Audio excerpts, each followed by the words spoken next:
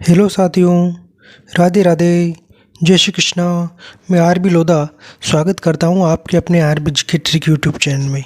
साथियों, अगर आप हमारे YouTube channel RB GK trick में अगर नए हैं तो पहले हमारे YouTube channel RB GK trick को सब्सक्राइब करें तथा वीडियो को लाइक करें और वीडियो के लास्ट में कमेंट करना ना भूलें।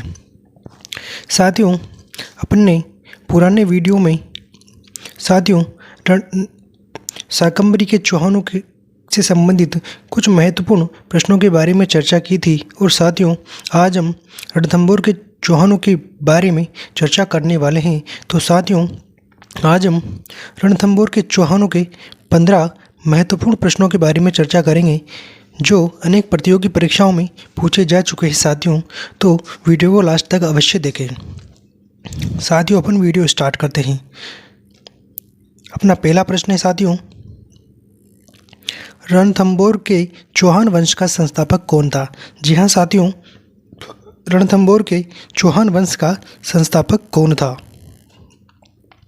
यहाँ पर ऑप्शन है अपने विजयराज या फिर गोविंदराज या फिर अजयराज या फिर जयराज। तो साथियों, रणथंभौर में चौहान वंश की स्थापना साथियों गोविंदराज के द्वारा की गई थी। गोविंदराज ने रणथंभौर में चौहान वंश की स्थापना की थी साथियों। और साथियों, आपको मैं बता दूं कि जो ये गोविंदराज है ना, ये पृथ्वीराज चौहान तृतीय का पुत्र था।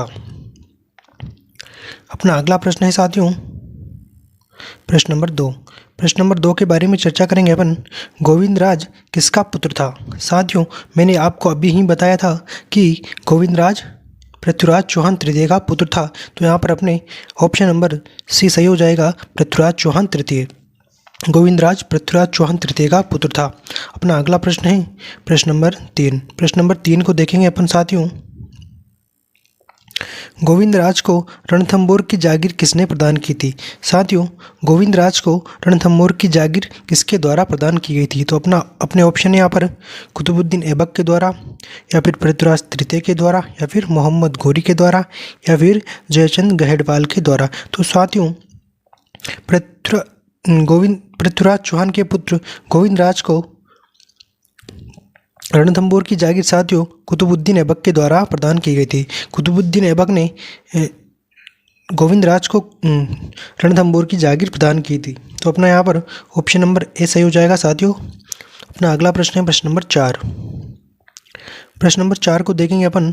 रणथंभौर पर किस चौहान शासक के समय दिल्ली के सुल्तान इल्तुतमिश ने आक्रमण किया था? तो साथियों, रणथंभौर पर किस चौहान शासक के समय दिल्ली के सुल्तान इल्तुतमिश ने आक्रमण किया था? तो साथियों, अपने ऑप्शन है यहाँ पर गोविंदराज या फिर वालन या बल्लन या फिर प्रहलाद या फिर वाघभट्ट। तो साथियों, रणथंभौर का कौन सा शासक था जिसके समय इल्तुतमिश ने आक्रमण किया था? तो वह शासक था साथियों वालन या फिर बल्लन। बल्लन के समय साथियों रणथंभौर पर इल्तुतमिश ने आक्रमण किया था। अपना अगला प्रश्न है साथियों प्रश्न नंबर 5। प्रश्न नंबर 5 को देखेंगे अपन साथियों। रणथंभौर के चौहान वंश का सबसे प्रतापी शासक कौन था? साथियों, रणथंभौर के चौहान वंश का सबसे प्रतापी शासक कौन माना जाता है? साथियों, अपना यहाँ पर ऑप्शन है जयद्रथ सिंह या फिर वाघभट्ट या फिर विजय नारायण या फिर हम्मीर। तो साथियों, रणथंभौर का सबसे प्रतापी शासक हम्मीरदेव चौहान को माना जाता है। ऐसा कहा जाता है साथियों कि हम्मीरदेव बहुत ही हठीला शासक माना जाता है। साथियों, जो हम्मीरदेव अपने मन में जो सोच लेता है ना, वह ये करके अवश्य रहता है। अपन अगले प्रश्न को देखते हैं। अपना अगला प्रश्न है प्रश्न नंबर 6। प्रश्न नंबर 6 अपना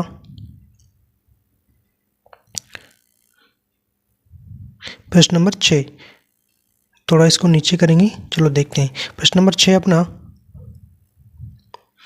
हम्मीरदेव चौहान का कालक्रम कितना माना गया है? साथियों, हम्मीरदेव चौहान है ना, इसका कालक्रम क्या है? तो साथियों, अपने ऑप्शन है यहाँ पर 1182 से 1201 ईसा पूर्व या फिर 1201 से 1228 ईसा पूर्व, 1218 ईसा पूर्व या फिर 1282 से 1301 ईसा पूर्व या फिर यहाँ पर साथियों यहाँ पर एक लिखा रहता है साथियों, यहाँ पर 1311 हैं साथियों, 1311 से 1318 ईसा पूर्व, परंतु अपने यहाँ पर आंसर सही हो जाएगा साथियों 1282 से 1301 ईसा पूर्व।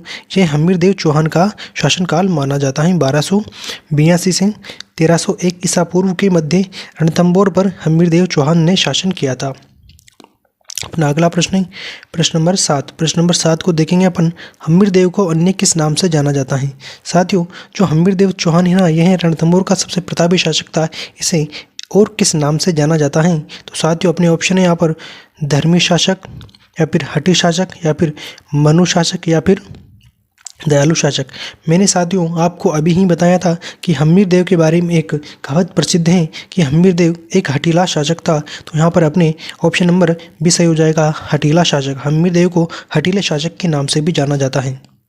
अपना अगला प्रश्न है प्रश्न नंबर 8। प्रश्न नंबर 8 को देखेंगे अपन, दिग्विजय अभियान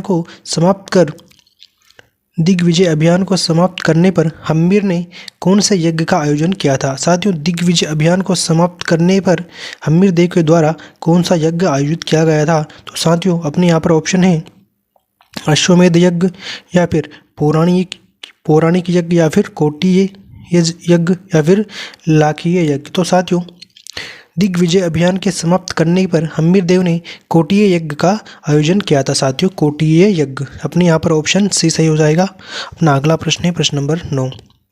प्रश्न नंबर 9 को देखेंगे अपन, हम्मीर द्वारा आयोजित कोटीय यज्ञ का पुरोहित कौन था। साथियों, हम्मीरदेव कोटीय यज्ञ आयोजित करवाता है, इसका पुरोहित कौन माना जाता है। तो साथियों, अपने यहाँ पर ऑप्शन है जसरूप, या फिर विजय रूप, या फिर बाण रूप, या फिर विश्वरूप। तो साथियों, विश्वरूप है ना, ये हम्मीरदेव द्वारा आयोजित कोटीय यज्ञ का पुरोहित माना जाता है, विश्वरूप। अपने यहाँ पर ऑप्शन दे सही हो जाएगा, विश्वरूप।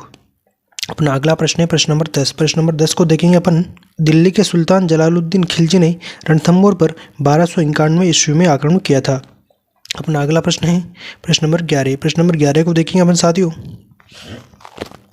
कुप्र का गढ़ इस्लाम का घर हो गया, अमीर खुसरो ने यह पंक्ति राजस्थान के कौन से दुर्ग के संदर्भ में लिखी है। साथियों, कुप्र का गढ़ इस्लाम का घर हो गया, अमीर खुसरो ने यह पंक्ति राजस्थान के कौन से दुर्ग के बारे में लिखी है। तो साथियों, अपने ऑप्शन है यहाँ पर रणथंभौर के दुर्ग के बारे में, या फिर चित्तौड़ दुर्ग के बारे में, या फिर लोहागढ़ दुर्ग के बारे में, या फिर सोनारगढ़ के दुर्ग के बारे में। तो साथियों, कुप्र का गढ़ इस्लाम का घर हो गया, यह पंक्ति अमीर खुसरो के द्वारा रणथंभौर के दुर्ग के बारे में लिखी गई है साथियों। तो यहाँ पर अपने ऑप्शन ए सही हो जाएगा, रणथंभौर। अपना अगला प्रश्न है प्रश्न नंबर 12। प्रश्न नंबर 12 को देखें साथियों, राजस्थान के इतिहास का प्रथम जौहर कब हुआ था। साथियों, राजस्थान के इतिहास का प्रथम जौहर कब हुआ था। तो साथियों, अपने ऑप्शन है यहाँ पर 1301 ईस्वी में, या फिर 1303 में, या फिर 1305 ईस्वी में, या फिर 1311 ईस्वी में। तो साथियों, राजस्थान का प्रथम जौहर 1301 ईस्वी में रणथंभौर में हुआ था साथियों, हम्मीरदेव चौहान के समय में। अपना अगला प्रश्न है प्रश्न नंबर 13। प्रश्न नंबर 13 को देखेंगे अपन साथियों, राजस्थान के इतिहास का प्रथम जौहर किसके नेतृत्व में हुआ था। साथियों, राजस्थान के इतिहास का प्रथम जौहर किसके नेतृत्व में हुआ था। तो साथियों, अपने यहाँ पर ऑप्शन है पद्मिनी के नेतृत्व में, या फिर कर्णावती के नेतृत्व में, या फिर रंगा देवी के नेतृत्व में, या फिर लीला देवी के नेतृत्व में। तो साथियों, राजस्थान का प्रथम जौहर रंगा देवी के नेतृत्व में हुआ था। साथियों, रंगा देवी के साथ में इसकी पुत्री पद्मला थी, जिसने भी साथियों जल जौहर किया था, जो राजस्थान का प्रथम जल जौहर माना जाता है। पद्मला तालाब में कूद करके इसने जल जौहर किया था। अपना अगला प्रश्न है प्रश्न नंबर 14। प्रश्न 14 को देखिए हम साथियों, राजस्थान के इतिहास का प्रथम जौहर कहाँ हुआ था। राजस्थान के इतिहास का प्रथम जौहर कहाँ हुआ था। तो साथियों, राजस्थान के इतिहास का प्रथम जौहर रणथंभौर के दुर्ग में हुआ था, हम्मीरदेव चौहान के द्वारा। इसकी पत्नी है रंगा देवी, या फिर इसको रंग देवी के नाम से भी जाना जाता है। इसने राजस्थान के इतिहास का प्रथम जौहर 1301 ईस्वी में किया था साथियों, रणथंभौर का जौहर। अपना अगला प्रश्न है प्रश्न नंबर 15। प्रश्न नंबर 15 को देखेंगे अपन साथियों, जो अपना लास्ट प्रश्न होने वाला है। अगर साथियों आपको हमारे यह प्रश्न अच्छे लग रहे हैं साथियों, तो हमारी वीडियो को लाइक करें, कमेंट करें, तथा हमारे YouTube channel RB GK trick को सब्सक्राइब करना ना भूलें। साथियों, अपन प्रश्न नंबर 15 को देखते हैं। हम्मीर ने अपने पिता जत्र सिंह की स्मृति में कितने खंभों की छतरी का निर्माण करवाया था रणथंभौर दुर्ग में? साथियों, हम्मीर देव ने अपने पिता जत्र सिंह की स्मृति में कितने खंभों की छतरी का निर्माण रणथंभौर दुर्ग में करवाया था? तो साथियों, यहाँ पर अपने ऑप्शन है 30 खंभों की छतरी, या फिर 31 खंभों की छतरी, या फिर 32 खंभों की छतरी, या फिर 33 खंभों की छतरी।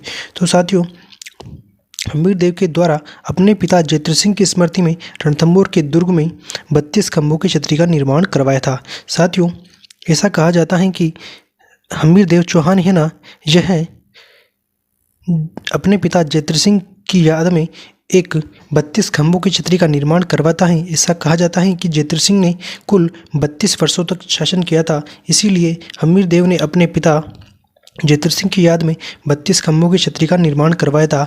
और ऐसा माना जाता है साथियों कि हम्मीर देव चौहान इस 32 खंभों की छतरी के नीचे बैठ करके न्याय किया करता था, इसीलिए इसे न्याय की छतरी के नाम से भी जाना जाता है। इसीलिए इसे अपन न्याय की छतरी भी कहते हैं साथियों, न्याय की छतरी। तो यहाँ इसी के साथ में साथियों अपने 15 प्रश्न पूरे हुए हैं। अगर साथियों आपको हमारा यह वीडियो अच्छा लगा है तो वीडियो को लाइक करें, कमेंट करें तथा हमारे यूट्यूब चैनल आरबी एजुकेटर को सब्सक्राइब करना ना भूलें। थैंक यू दोस्तों, बाय बाय, राधे राधे, जय श्री कृष्णा। मिलते हैं अगले वीडियो में।